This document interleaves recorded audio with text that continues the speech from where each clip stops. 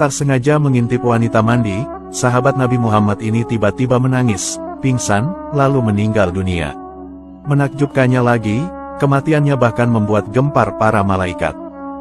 Dikisahkan dalam kitab Mukhtasar Kitabit Tawabin yang ditulis oleh Ibnu Qudamah, bahwa dahulu ada seorang pemuda tampan bernama Salabah bin Abdurrahman. Ia merupakan sahabat Nabi yang sangat cinta dan patuh kepada baginda Nabi Muhammad SAW. Suatu ketika saat Salabah hendak pulang, di tengah perjalanan ia melewati satu rumah yang sangat sederhana. Kebetulan rumah itu terbuka pintunya, dan tanpa sengaja, saat melintasi rumah itu Salabah menoleh ke arah pintu rumah yang terbuka. Bersamaan dengan itu, ia tanpa sengaja melihat seorang wanita penghuni rumah yang kebetulan keluar dari kamar mandi. Karena kejadian itu, Salabah lalu menangis sejadi-jadinya. Ia berlari tanpa arah sampai keluar dari kota Madinah. Rupanya, ia malu atas perbuatan yang baru saja ia lakukan. Ia berkata, "Mataku ini tak pantas memandang wajah mulia Rasulullah SAW. Tubuh ini tak pantas bersanding dengan tubuh mulia Rasulullah SAW." Salabah berkata dengan wajah yang masih menangis. Begitu besar rasa cintanya kepada baginda Nabi Muhammad SAW. Namun, ia merasa tak tulus dalam cintanya karena telah melanggar apa yang dilarang oleh sang kekasih tercinta. Salabah malu dan merasa tak pantas lagi bersama sang Nabi. Meskipun, pada hakikat perbuatan itu tidak melanggar karena dilakukan tanpa sengaja. Akhirnya, Salabah lalu bersembunyi di antara dua bukit di perbatasan kota Madinah. Setelah beberapa hari, Rasulullah tak melihat Salabah, beliau pun bertanya kepada para sahabat, "Kemanakah Salabah? Apakah dia sakit?" Akhirnya, Rasulullah mengutus sahabatnya yaitu Umar bin Khattab dan seorang yang menemani untuk mencari Salabah. Berangkatlah Sayyidina Umar pergi mencari Salabah ke tempat yang diisyaratkan oleh baginda Rasul.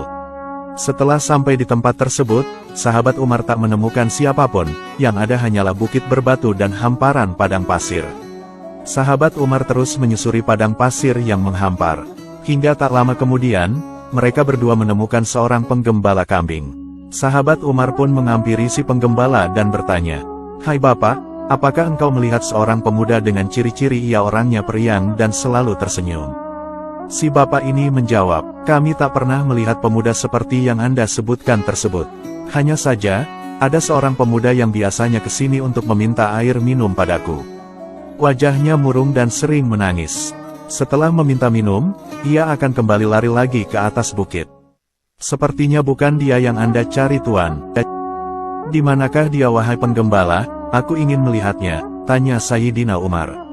Si penggembala pun menunjukkan tempat di mana pemuda itu berada.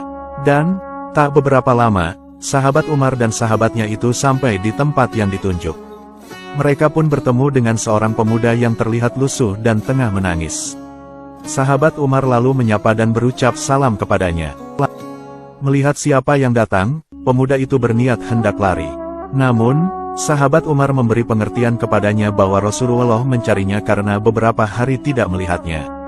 Sambil sesenggukan pemuda ini bertanya, "Apakah Rasulullah marah kepadaku atas apa yang telah aku perbuat? Aku sangat malu dan tak pantas orang sepertiku ini berjumpa dan memandang Rasulullah." Usai berkata demikian, pemuda ini lalu jatuh pingsan. Sayyidina Umar kemudian membopong pemuda itu dan membawanya pulang.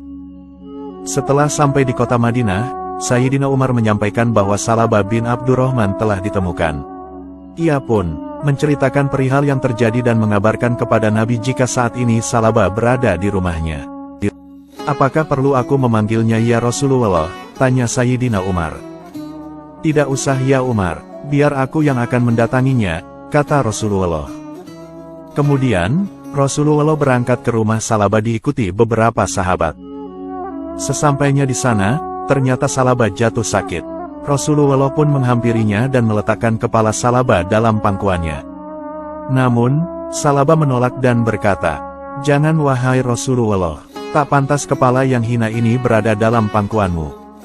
Nabi bertanya, "Ada pada denganmu wahai anak muda, kemanakah engkau beberapa hari ini wahai Ibni Abdurrahman?"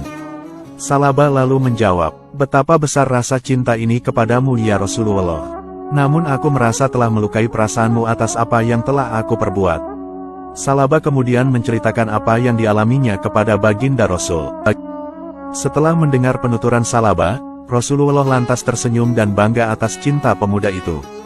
Namun, takdir berkata lain. Usai Salaba menceritakan pengalamannya itu, ia pun menghembuskan nafas terakhirnya. Saat itulah Salaba meninggal dunia dalam posisi berada di pangkuan Rasulullah Shallallahu Alaihi Wasallam. Setelah itu, Rasulullah lalu turut serta memandaikannya, mengkafani, dan menjadi imam sholat jenazah Salaba.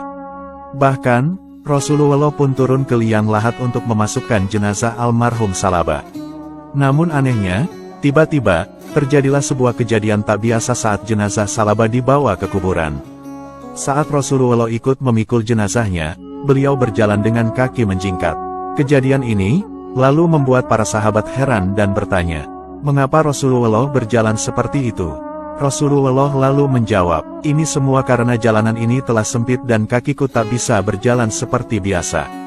Hal ini karena banyaknya para malaikat yang turun ikut mengantarkan jenazah Salaba ini.